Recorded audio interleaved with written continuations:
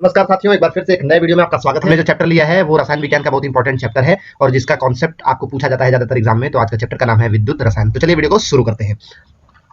Faraday के विद्युत अपघटन के प्रथम नियमानुसार इलेक्ट्रोड से मुक्त हुए या इलेक्ट्रोड पर एकत्रित होने वाले पदार्थ की मात्रा W विद्युत अपघट्य में से प्रवाहित आवेश के समानुपाती होता है। मतलब जितना आवेश, विद्युत आवेश उसमें प्रवाहित होता है उतने ही उसके प्रोपोर्शनल होता है जो पदार्थ की मात्रा होती है, अर्थात W proportional Q।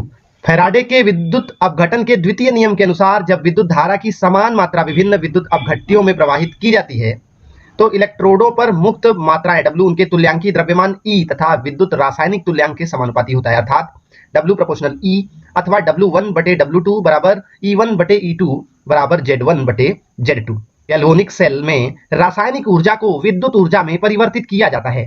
Daniel cell, लेक्लांसे या शुष्क सेल तथा वोल्टीय सेल इस प्रकार की सेलों के उदाहरण हैं। जो गैल्वेनिक सेल, रासायनिक ऊर्जा को विद्युत ऊर्जा में परिवर्तित किया जाता है गैल्वेनिक सेल में। डेनियल सेल, लेक्लांसे सेल या शुष्क सेल तथा वोल्टीय सेल भी इस प्रकार के सेलों के उदाहरण हैं जिसमें रासायनिक ऊर्जा को विद्युत ऊर्जा में बदला जाता है। डेनियल सेल में Zn2+ तथा Cu2+ आयन के बीच होने वाली स्वयं स्फूर्त ऑक्सीकरण अपचयन अभिक्रिया का उपयोग विद्युत उत्पादन के लिए किया जाता है। लेक्लांसे या शुष्क सेल में एनोड जिंक का पात्र होता है तथा कैथोड ग्रेफाइट की छड़ होती है जो चारों ओर से चूर्णित मैग्नीज डाइऑक्साइड तथा कार्बन से घिरी रहती है। इलेक्ट्रोडों के बीच का स्थान अमोनियम क्लोराइड NH4Cl तथा जिंक क्लोराइड ZnCl नम पेस्ट द्वारा भरा होता है। मरकरी सेल में जिंक मरकरी अमलगम एनोड का तथा मर्क्यूरस ऑक्साइड एवं कार्बन का पेस्ट कैथोड का कार्य करता है। KOH तथा ZnO का पेस्ट विद्युत अपघट्य होता है। इसका प्रयोग घड़ियों के सेल आदि के रूप में होता है। प्राथमिक बैटरियों में अभिक्रिया केवल एक बार होती है तथा कुछ समय तक प्रयोग के पश्चात बैटरी निष्क्रिय हो जाती है एवं पुनः प्रयोग में नहीं लाई जा सकती।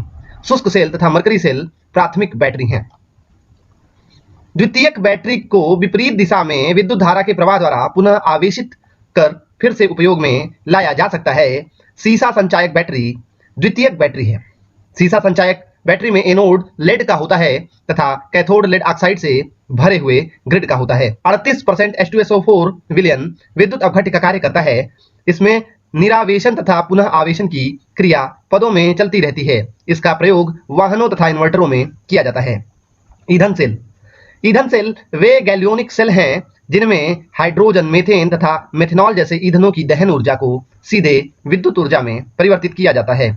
ये सेल प्रदूषण मुक्त होते हैं। ईंधन सेल वे गैल्वेनिक सेल हैं जिनमें हाइड्रोजन, मीथेन तथा मेथनॉल जैसे ईंधनों का दहन ऊर्जा को सीधे विद्युत ऊर्जा में परिवर्तित किया जाता है। प्रकाश विद्युत सेल का प्रयोग सिनेमा घरों में ध्वनि के पुनरुत्पादन, सड़कों पर लगी स्वचालित लाइटों, बैंकों की तिजोरियों में अलार्म, अंतरिक्ष यानों की बैटरियों की आवेशन आदि में किया जाता है। विद्युत रासायनिक श्रेणी विभिन्न धातुओं को उनके मानक इलेक्ट्रोड विभव के क्रम में रखने से प्राप्त श्रेणी है। इस श्रेणी में हाइड्रोजन इलेक्ट्रोड विभव 0 में हाइड्रोजन मध्य में रहता है। इसके ऊपर अधिक अपचायक अथवा क्रियाशील तत्व स्थित होते हैं तथा इसके नीचे स्थित तत्व अधिक क्रियाशील तो नहीं होते हैं परंतु इनके आयन अच्छे ऑक्सीकारक होते हैं। विद्युत रासायनिक श्रेणी में धातुओं की रासायनिक सक्रियता ऊपर से नीचे की ओर घटती है तथा विद्युत रासायनिक श्रेणी में बहुत इंपॉर्टेंट टॉपिक है। विद्युत रासायनिक श्रेणी में धातुओं की रासायनिक सक्रियता ऊपर से नीचे की ओर घटती है तथा ऊपर स्थित धातु अधिक सक्रिय धातु अपने से नीचे स्थित धातु कम सक्रिय धातु को उसके लवण के विलयन से विस्थापित कर सकती है। किसी धातु को नम वायु में छोड़ने पर उसकी सतह पर रंगीन परत जम जाती है, अर्थात सतह की धातु नम वायु के संपर्क में आकर धातु यौगिक में परिवर्तित हो जाती है। इस कारण सतह की धातु का क्षरण हो जाता है। यह प्रक्रम संक्षारण कहलाता है। सिल्वर को खुली वायु में रखने पर यह सिल्वर सल्फाइड के निर्माण के कारण काला पड़ जाता है।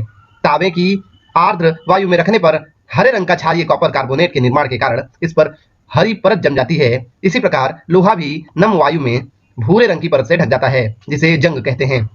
पेंट करके, तेल लगाकर, ग्रीस लगाकर, यशद लेपन, लोहे की वस्तु पर जस्ते का परत चढ़ाकर, क्रोमियम लेपन द्वारा एनोडीकरण या मिश्र धातु बनाकर लोहे को जंग से बचाया जा सकता है। तो ये रहे विद्युत रासायन चैप्टर से इंपॉर्टेंट कॉन्सेप्ट जो कि आपके एग्जाम में ज्यादातर पूछे जाते हैं। वीडियो अच्छा लगा हो तो लाइक करिएगा, चैनल को सब्सक्राइब नहीं किए हैं तो सब्सक्राइब कर लीजिए। तो चलिए मिलते हैं अगले वीडियोस में अगले चैप्टर के साथ। तब तक के लिए आगे दीजिए। नमस्कार, जय हिंद, जय भारत, वंदे मातरम।